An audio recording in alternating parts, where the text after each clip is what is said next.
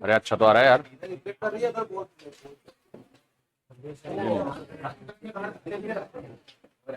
उसको बंद कर दूं।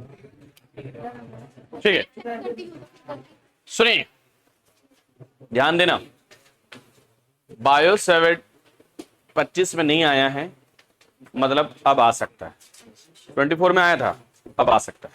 बायो सेवेट लॉ से किसी वायर के मैग्नेटिक फील्ड का डेरिवेशन या मैग्नेटिक फील्ड को डिटरमाइन कर सकते हैं किसी वायर के लिए। करंट कैरिंग कंडक्टर अपने चारों ओर मैग्नेटिक फील्ड डेवलप करेगा, उसको हम किसकी हेल्प से ला सकते हैं? बायो से। तो सबसे पहले हम लिखें, एक कंडक्टर है जिसकी लंबाई L है,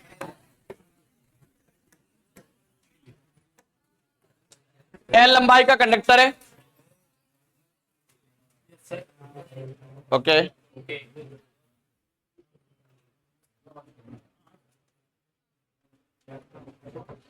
करंट दिया गया है I।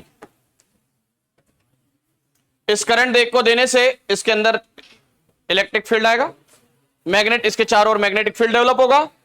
मैग्नेटिक फील्ड इससे R डिस्टेंस पर, कहां, एक पॉइंट लेते हैं P, जहां मैग्नेटिक फील्ड डिटरमाइन करना है। मान लो ये वायर की लंबाई हमें नहीं पता, तो इसका एक स्मॉल एलिमेंट, कैसा, L का स्मॉल एलिमेंट DL ले लेते हैं। क्या ले लेते हैं? DL। तो स्मॉल एलिमेंट के लिए मैग्नेटिक फील्ड पता करना है। अब अगर L के लिए पता करते तो B करते, लेकिन अभी स्मॉल एलिमेंट है D, यहां मैग्नेटिक फील्ड की जो डायरेक्शन है वो हम मान लें थीटा। क्या डायरेक्शन है? Theta angle. ओके, अब बायो सेवेट ये कहता है, पहले डायग्राम समझिए कि let a conductor of a length L given current I, take a small element of the conductor DL, take a point P at R distance where magnetic field have to determine according to Biot Savart. अब Biot Savart का यहां 4 statement है। पहला statement कहता है magnetic field is directly proportional to the current. अब यहां पे याद रखना, magnetic field due to DL, ये DL क्या है? स्मॉल एलिमेंट ऑफ L है। DL कौन है? L। तो DB डायरेक्टली प्रोपोर्शनल I, ये हो गई इक्वेशन फर्स्ट। फिर से यहां लिखेंगे कि मैग्नेटिक फील्ड कौन, डायरेक्टली प्रोपोर्शनल है साइन थीटा, तो DB is directly proportional sine angle. Equation second, magnetic field inversely proportional है square of distance of point, ये पॉइंट कौन है? Where intensity has to find, intensity यानी कि DB directly proportional inversely proportional 1/, ये हो गई इक्वेशन थर्ड। नेक्स्ट है मैग्नेटिक फील्ड डायरेक्टली प्रोपोर्शनल है लेंथ के, काय के, लेंथ ऑफ कंडक्टर, यानी कि DB डायरेक्टली प्रोपोर्शनल हो गया। 4 इक्वेशन लिख दी। चारों इक्वेशन को एक साथ मर्ज करेंगे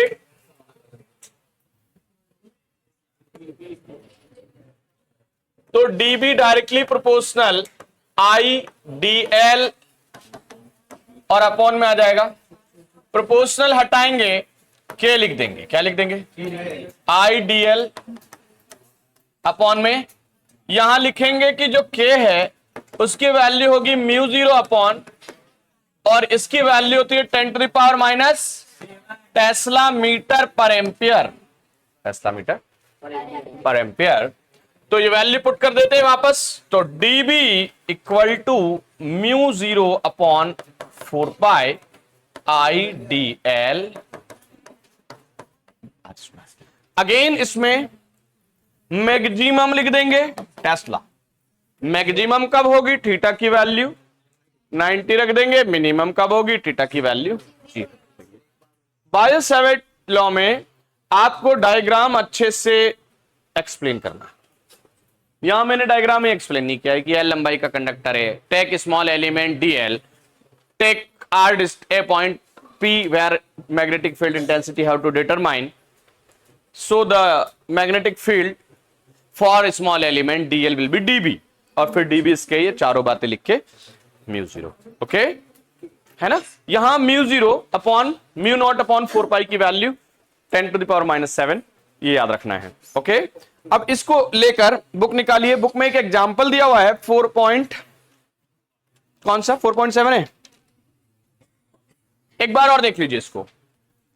मैग्नेटिक फील्ड डायरेक्टली प्रोपोर्शनल है किसके, करंट के।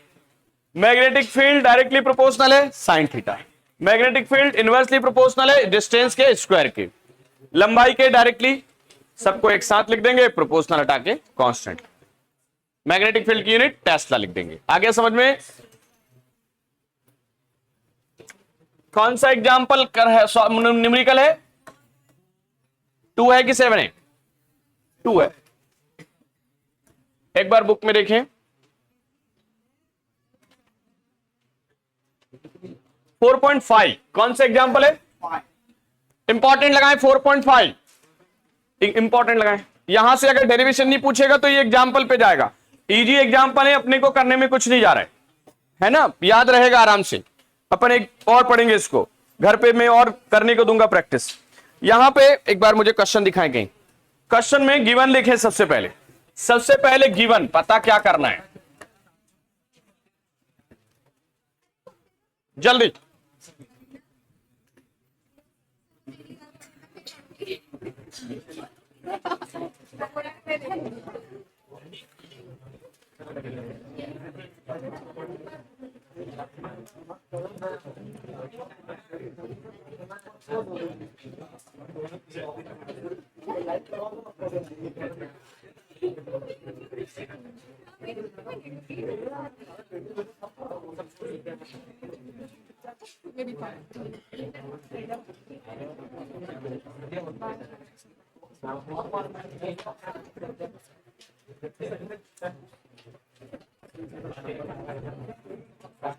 देखिए इसमें एक डायग्राम बनाए हैं एक्स एक्सिस पर और वाई एक्सिस पर। यहां 0.5 मीटर दिया हुआ है पी पॉइंट, मतलब आर कितना दे रखा है 0.5 मीटर। कितना दे रखा है आर, और इसकी जो स्मॉल एलिमेंट है डेल एक्स वो दे रखा है 1 सेंटीमीटर। कितना, 1 सेंटीमीटर। ओके और ये 1 सेंटीमीटर को जब मीटर में बदल दें अपन तो 0.1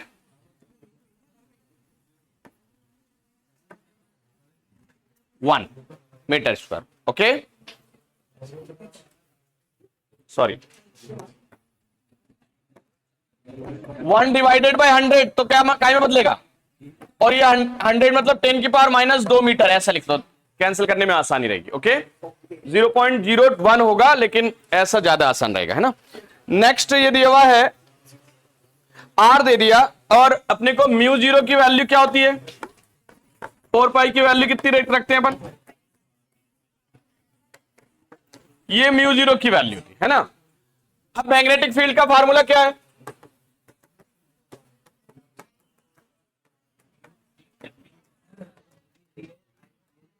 साइन थीटा मान लो मैक्सिमम के लिए। अब डीएल कितना दे रखा है मालूम है अपने को, म्यू 0 की वैल्यू मालूम है, करंट कितना है बोलो 5 एम्पियर है ना, 10 है 10 एम्पियर। देखो सारी वैल्यू दी हुई है, अपने को वैल्यू पुट करना है इसमें। क्या है इसकी वैल्यू, क्या है बोलो, करंट है 10, ये डीएल कितना है 10 की पावर -2 लाए ना अपन। साइन थीटा नहीं, आर कितना रखना है 0 इंटू 0.5। ओके, अब यहां पर हम इंटू ये पॉइंट हटाएंगे, कितना लिख ले 10, ये पॉइंट हटाए कितना लिख ले 10। ओके, अब यहां पे ध्यान दें, यहां 10 की पावर 1, 10 की पावर 1, 10 की पावर 1, कितनी पावर होगी 10 की 3, कितनी पावर हो गई इस 3 की, और यहां 10 और 2 कितनी हो गई पावर 10 की पावर -9 यहां हो गई, 10 की पावर +3 इधर हो गई, और अपॉन में आ गया हमारे पास 25। कितना आ गया 25 आया कि नहीं आया।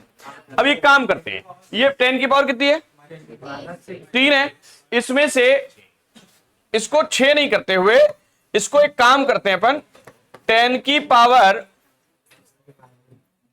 -9 कर दो, एक पावर माइनस करो तो ये हो जाएगा 10 की पावर 8, कितना हो जाएगा, और बाकी 100 रहने दो। 100 क्यों रहने दो, ताकि हम इसको 25 से कैंसिल कर सकें।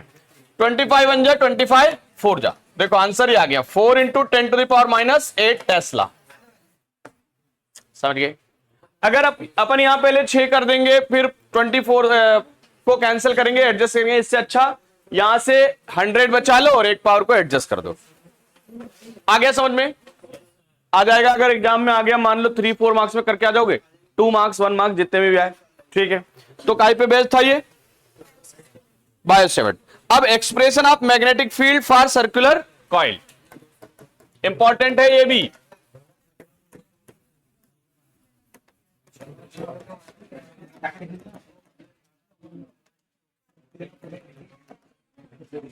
सर्कुलर कॉइल के लिए मैग्नेटिक फील्ड निकालने, ओके। तो सबसे पहले हम चलते हैं, एक सर्कुलर कॉइल मानते हैं जिसकी लंबाई कितनी ले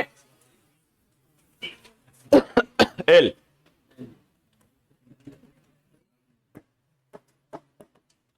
लेंथ कितनी है इसकी, सर्कुलर है तो 2 पाई। हमें मैग्नेटिक फील्ड पता करना है सेंटर ऑफ द सर्कल पे, कहां पता करना है सर्कल, तो रेडियस कितनी हो गई r। तो पहले डायग्राम एक्सप्लेन करेंगे कि let a circular coil A B with length या circumference l, l equal to 2 pi r, have radius r। Radius कितनी है r, ओके। रेडियस कितनी रख देंगे r रख देंगे, तो वी नो क्या लिखेंगे dB equal to μ0 4 pi I dl,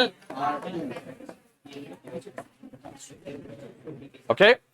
अब यहां पे साइन थीटा 90 रख के मैक्सिमम कर देंगे, हटा देंगे। dB μ0 4 पाई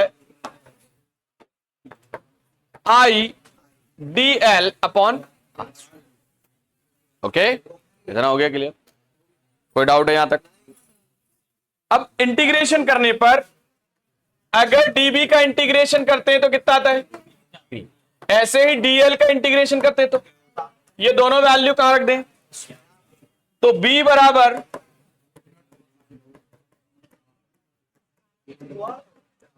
l, इधर लास्ट में, सबसे लास्ट में l की वैल्यू कहीं लिखिए बोर्ड पे,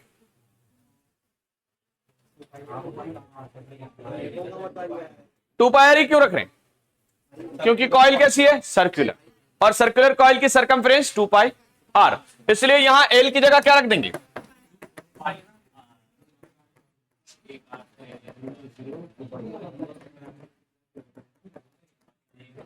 आर के एक पावर से एक पावर इधर मारेंगे, क्या हुआ बेटा, बात करेंगे उसकी भी। 2r और म्यू इंटू आई, ओके, और इतना टेस्ला। अब अगर for number of turn, number of n, तो n का मल्टीप्लाई कर देंगे,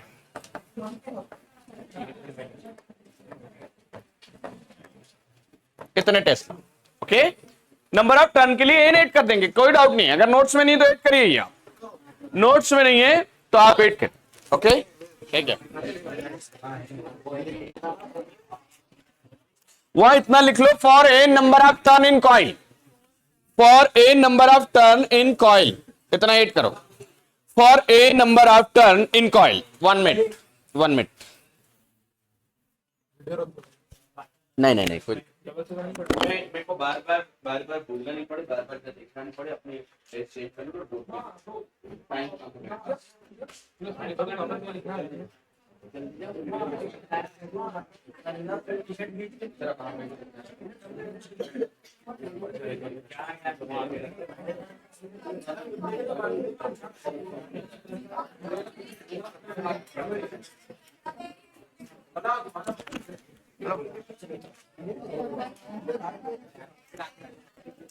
चलिए, इसके ऊपर एक न्यूमेरिकल है 4.7, इंपॉर्टेंट लगाइए। 4.7 न्यूमेरिकल वही करे जिन्हें करना आ जाए, हालांकि बहुत इजी है, सबको आ जाएगा, पर हर कोई इसमें हाथ, ठीक है, सबकी अपनी अपनी कैपेसिटी है। हाँ, पर सब कोशिश करें टॉपर बनने की, पर जरूरी नहीं है। नोट बुक में क्वेश्चन पढ़े, पहले याद हो क्वेश्चन कैसे आएगा।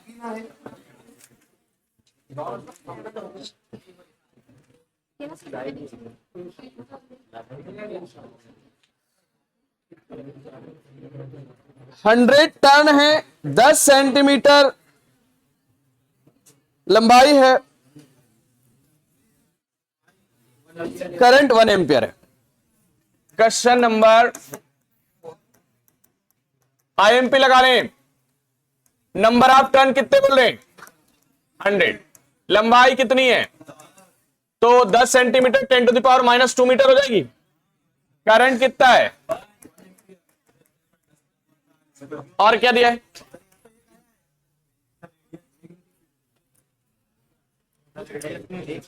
ओके, लंबाई नहीं दी है, रेडियस है। क्या है? नहीं, -2 होगी, -1 है तो सही कर लो उसको। 1 मिनट।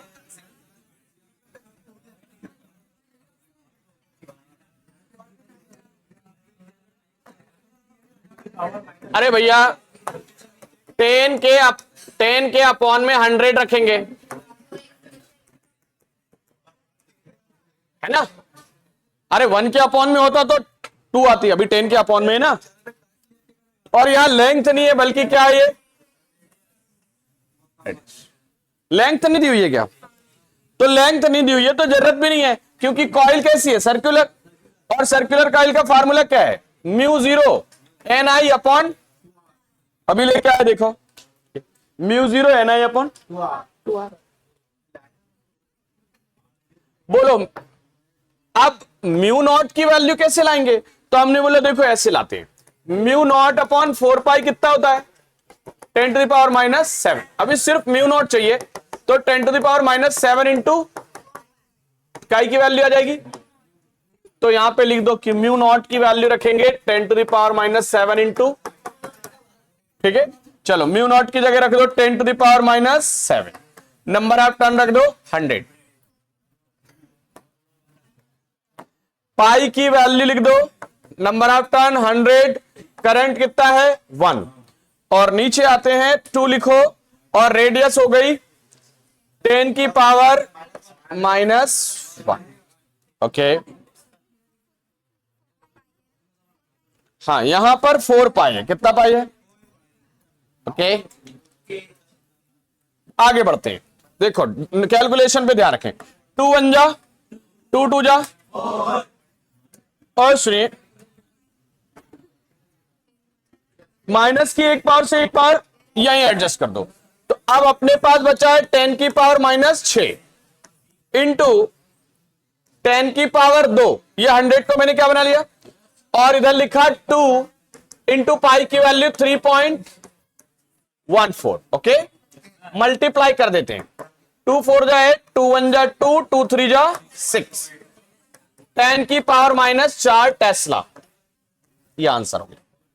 ओके, किसी को पूछना है? आ गया। ये अगर सर्कुलर कॉइल वाला क्वेश्चन आता है, मान लो और कुछ टेढ़ा मेढ़ा क्वेश्चन आता है, आपको सर्कुलर कॉइल का फार्मूला याद रखना है, μ0 Ni अपॉन 2R। ठीक है, आगे बढ़ते हैं।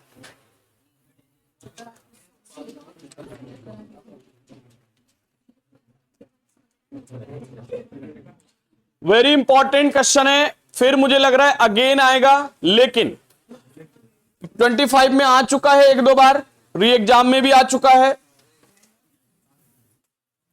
चांस तो ज्यादा ही है, मतलब पूछ लिया मतलब अब ट्रेंडिंग है। अभी सुनिए, बायोसेवर्ट, सर्कुलर कॉइल और मूविंग कॉइल, है ना। तो कहां पूछ रहे हैं ये? बाहर। सर्कुलर कॉइल के आउटसाइड में मैग्नेटिक फील्ड निकालिए। अगेन इंपॉर्टेंट क्वेश्चन है, अभी तक मैंने तीसरे इंपॉर्टेंट क्वेश्चन के पे जा रहा हूं, और अगर ये हो जाता है यहां से तो लगभग चैप्टर आपका बन जाएगा। छोटी मोटी फिर थोड़ी इधर उधर की जो डेफिनेशन है उनके ऊपर बात होगी, ठीक है। तो क्वेश्चन है हमारा, magnetic field on the circular coil current carrying loop, current carrying loop के आउटसाइड। एक बार 2025 में इस क्वेश्चन को देखें कैसा पूछा था, ताकि आपको याद रहे कि क्वेश्चन कैसे पूछा है। नोट्स में तो सर्कुलर रूप से मैग्नेटिक फील्ड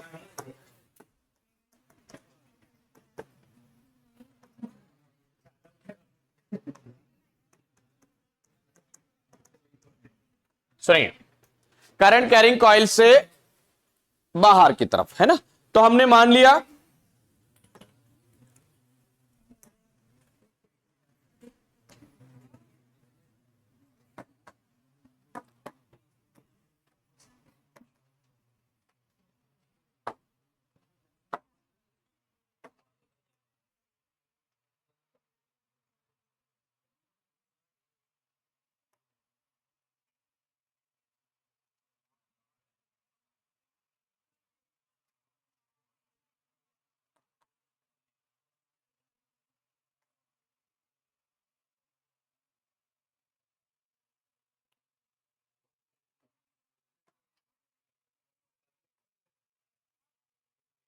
सुनिए, आप देखें, ध्यान दें, सब सब लोग ध्यान दें। इधर एक सर्कुलर कॉइल है जिसमें हमने करंट दिया है आई। कौन करंट दिया है? जिसकी रेडियस है आर। मान लो इसका स्मॉल एलिमेंट है डेल डेल डीएल, इसकी लंबाई है एल। कितनी लंबाई है? सर्कुलर कॉइल के सेंटर से एक्स डिस्टेंस पर, सरकमफ्रेंस के आर डिस्टेंस पर एक पॉइंट है पी, जहां हमें मैग्नेटिक फील्ड पता करना है। क्या पता करना है? Magnetic field. ओके, यहां अगर देखें तो ये एक्स एक्सिस है, और अगर ऊपर की तरफ देखें तो वाई एक्सिस। स्मॉल एलिमेंट इस कॉइल का कौन है? डी है। ओके,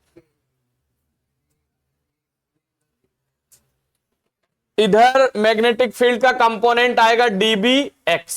कौन आएगा कंपोनेंट? और ऊपर की तरफ डीबी, और रिजल्टेंट फाइनल डीबी। ओके, तो इनके बीच एंगल बन रहा है थीटा। ओके, सुन लीजिए, दो एलिमेंट होंगे क्योंकि बाहर की तरफ मैग्नेटिक फील्ड पता कर रहे हैं, तो एक एक्स एक्सिस होगा, एक वाई एक्सिस। एक्स एक्सिस पे मैग्नेटिक फील्ड डीबी एक्स होगा, और वाई पे डीबी वाई, और रिजल्टेंट क्या होगा? डीबी। रिजल्टेंट क्या बोलेंगे अपन? डीबी बोलेंगे, ठीक है। यहां पर हम बोलेंगे कि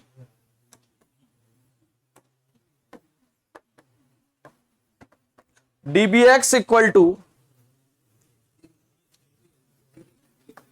डीबी के साथ कितना एंगल बना रहा है? ये जो डीबी एक्स है रिजल्टेंट के साथ कितना एंगल बना रहा है? Cos theta. ठीक है, अब डीबी एक्स लिखा मैंने, फिर मैंने डीबी की वैल्यू लिखी, पता है अपने को।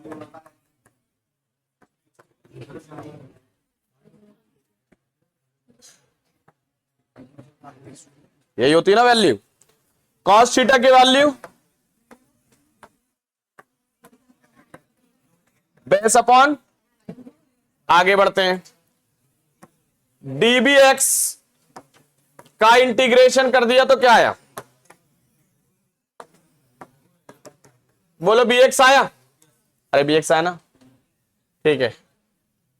डीएल का भी कर दिया, मान लो कितना आया, रख दे दोनों वैल्यू। तो B X equal to mu naught upon I into L upon में देखो आर स्क्वायर। आर स्क्वायर इस डायग्राम में देखो हाइपोटेनस नजर आ रहा है, कौन नजर आ रहा है?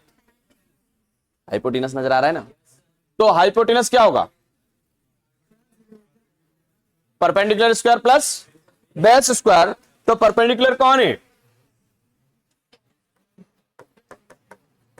ये आ गया। अब आते हैं बेस, कहां है बेस? इसको बेस मान लो, आर अपॉन में बेस अगेन। हाइपोटेनस को क्या लिखोगे? आर। हाइपोटेनस को क्या लिखोगे? और आर की वैल्यू क्या आ गई? आर स्क्वायर एक्स स्क्वायर, और इसका क्या लगाना पड़ेगा? क्यों लगाना है भैया रूट? क्योंकि एच है वहां पर, हाइपोटेनस कौन है सिर्फ, और हाइपोटेनस होता है बेस स्क्वायर और परपेंडिकुलर स्क्वायर रूट के अंदर। अगर यहां पर आर स्क्वायर था, क्या था, इसलिए यहां रूट नहीं आया। ओके, अब यहां देखो पावर कितनी है 1, और यहां पावर कितनी है हाफ। तो हम इसको क्या लिख सकते हैं? 1/2। तो हम लिख सकते हैं B X mu naught 4 pi I into L R, और R square plus X square की पावर 3/2। 3/2 आया। अब किसको नेग्लेक्ट कर दें? एक्स को। मान लो डिस्टेंस बहुत कम है, एक्स लेस है किससे? आर से, तो हमने इसको नेग्लेक्ट कर दिया। तो बी एक्स आया mu naught 4 pi I into L, ऊपर आर है, और यहां आर की पावर 3/2। 2 से 2 कैंसल, तो बी आया। ये क्या हुआ? दोबारा समझाएंगे, घबराने की जरूरत नहीं।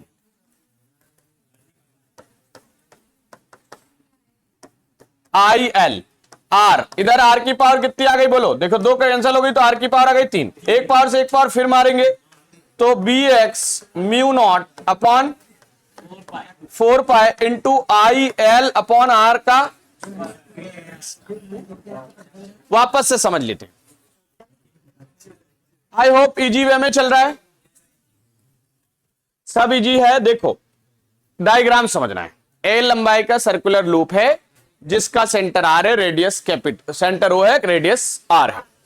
इससे सेंटर से एक्स डिस्टेंस पर, और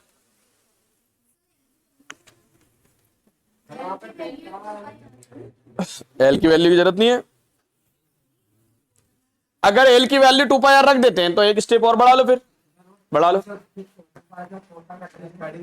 बढ़ाओ बढ़ाओ, कोई प्रॉब्लम नहीं है। यहां भी ऊपर भी रख सकते थे यार, है ना। 2 पाई आर, और यहां आर का एक आर से एक आर, और 2 यहां पे कैंसिल। तो बी एक्स म्यू 0 आई, ये 2 पाई भी कैंसिल हो गया। 2 आर क्या है यहां पे? 2 आर, यहां 2 आया और एक आर की पावर बच गई, तो यहां पे एक बार चेक कर लेना। ओके,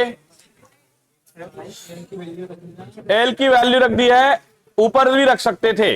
वापस से समझो, अपन वापस से जूम कर लेंगे। देखो इसको, इंटेंसिटी कहां निकाल रहे हैं? बाहर, सर्कुलर कॉइल से बाहर, लूप से बाहर। डिस्टेंस क्या रखी?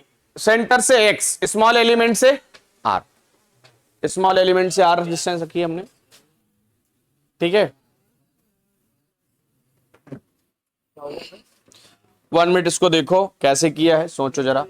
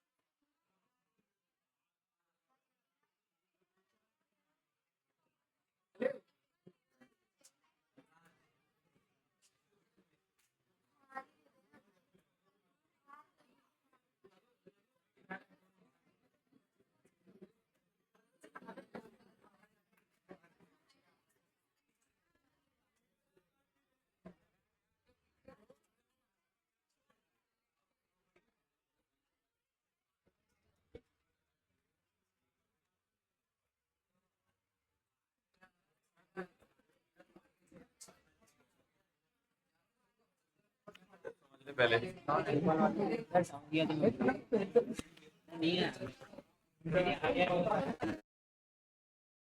वापस से देखें, मेहरबानी करें, देखिए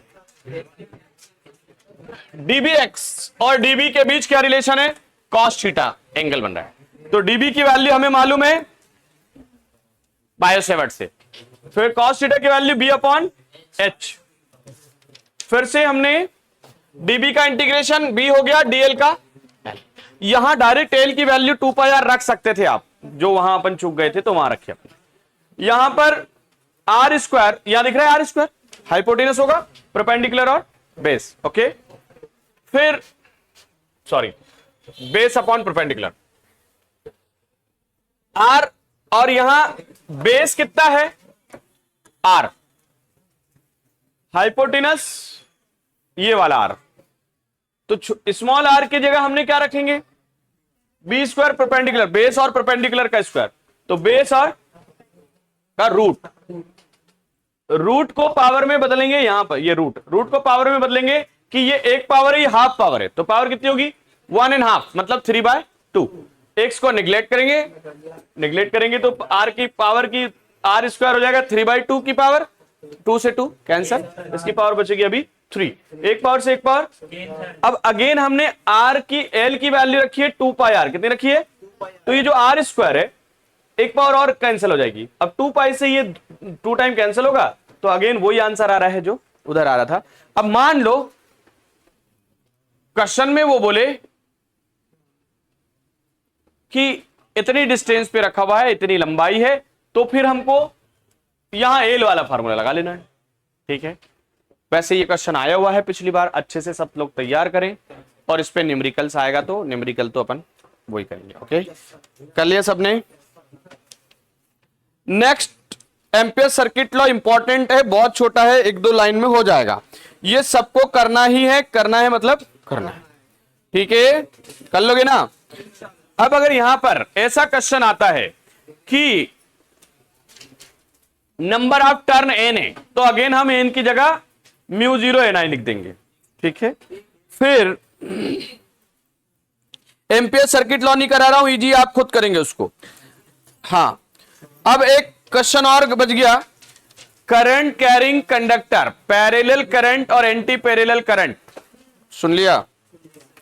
एक ऑब्जेक्टिव मैंने बताया कि अगर करंट दोनों, हटा के इसको समझाते हैं, 2 कंडक्टर हैं ए और बी, दोनों में करंट पैरेलल जा रहा है सेम डायरेक्शन में, तो इनके बीच अट्रैक्शन होगा कि रिपल्सन, तो अब क्या होगा, अट्रैक्शन होगा, सॉरी रिपल्सन, अभी क्या होगा, सॉरी अट्रैक्शन, क्या लिखे यहां पे, ऐसा क्वेश्चन पढ़ा अपन ने। और अगर एक, अभी दोनों में करंट की डायरेक्शन कैसी है, अपोजिट, तो अब क्या होगा, ये याद रखना।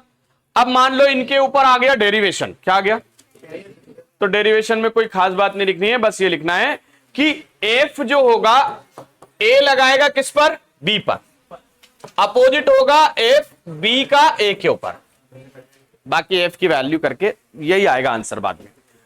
फोर्स का फार्मूला लिख लेना, इसके लिए फोर्स का लिख लेना और बोलना डायरेक्शन अपोजिट है, इसलिए यहां पे क्या लगा देना, माइनस, फोर्स बराबर होगा पर डायरेक्शन क्या होगी, अपोजिट, ओके। ए लगा रहा है बी पर और या फिर बी लगा रहा है ए पर, दोनों का फोर्स इक्वल होगा पर डायरेक्शन क्या होगी, अपोजिट।